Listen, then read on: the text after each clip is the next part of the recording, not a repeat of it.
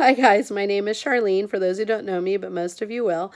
I am a comedic writer focusing on television. I've always been infatuated with television ever since watching reruns of I Love Lucy with my mom. It's just been some special time for me and her, and I am still a huge Crazy Redhead fan. I've even become one myself.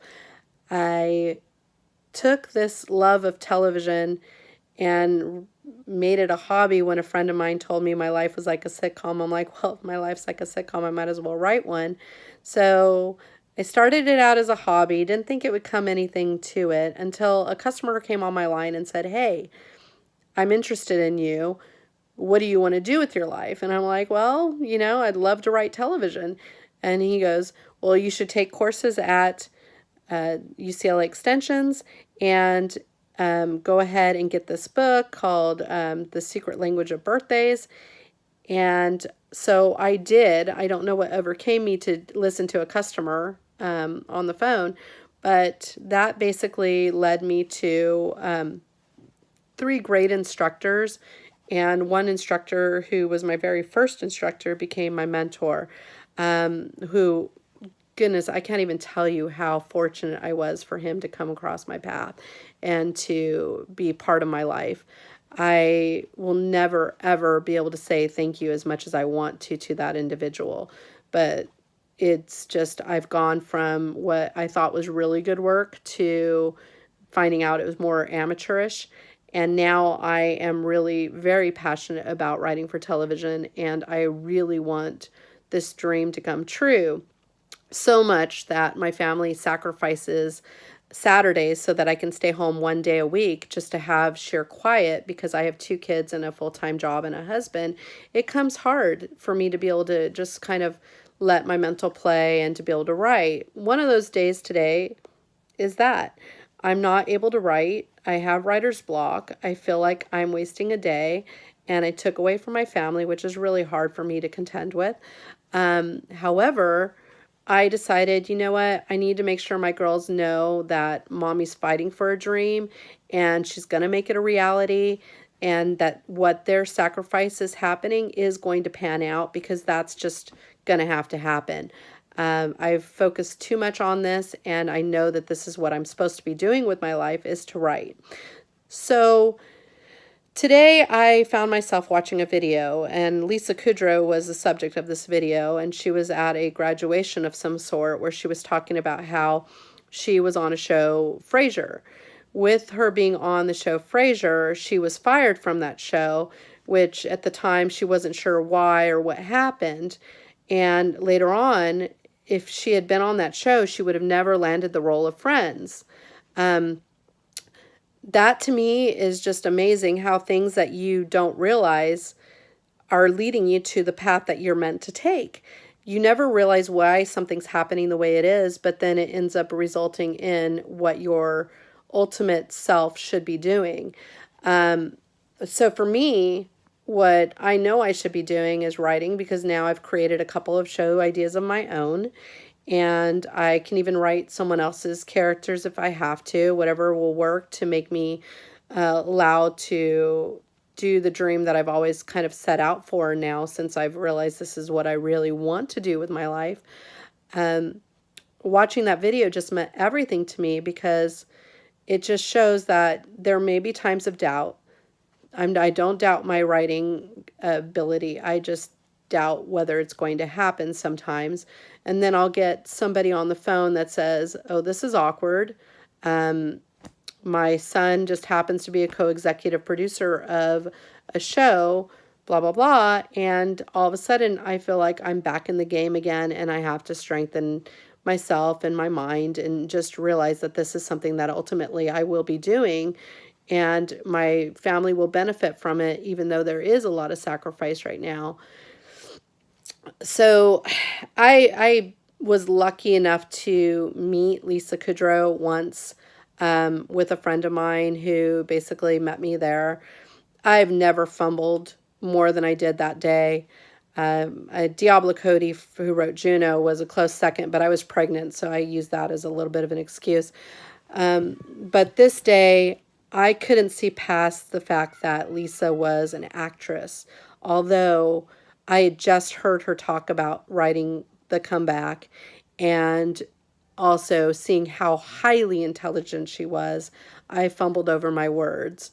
And when I watched that video, I just immediately went back to that moment and just realized, you know what? It was because of the presence I was in. When someone is that dynamic, they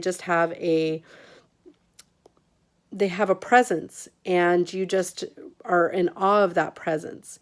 And I hope to be able to give somebody that same availability to having, like, knowing that, hey, I will support you, I will be here for you, and I will inspire you to become more than you can ever do, which starts foremost with my girls.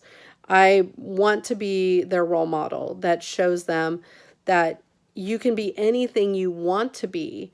You just have to really, really set your goals high and not take no for an answer.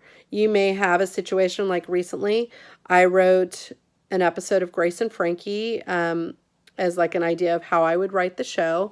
And that show ended up on the fourth season ruining my idea. Immediately, it was me excited that I knew I could write the show, and I just rewrote it. And within 2 hours, I had a new idea.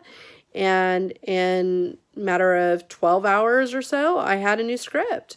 I just really, really like to dabble with characters and making people do things I want them to do. It's kind of fun to try and like say, hey, I'm going to have you do this because it's something I've always wanted to do, but I can't do because God forbid what will happen from it. But to be able to do it in the television world just is fun. It allows me to like kind of let my mental play a little bit. So I am going to hold myself accountable. I am going to make myself keep working hard to achieve this dream and keep honing in on my craft. I've pretty much built my portfolio. Now it's about a matter of trying to find an agent and realize that, okay, I can do this, and let me have somebody realize that I'm more than just paper. The hard part is that I think my personality is what really kind of shines, and so I have to allow myself to go out there, put myself out there, and to make it so that people want to be a part of my world and want to know what I have to say, and then at that time show them what I can do. So this is me basically, like I said, holding myself accountable to do what I need to do to make a dream come true. And if you guys are wanting to follow me on this journey, I really appreciate it. I've loved all the support I've had already. A friend of mine basically telling me not to quit my job when it wasn't my day job, when it wasn't such a great idea.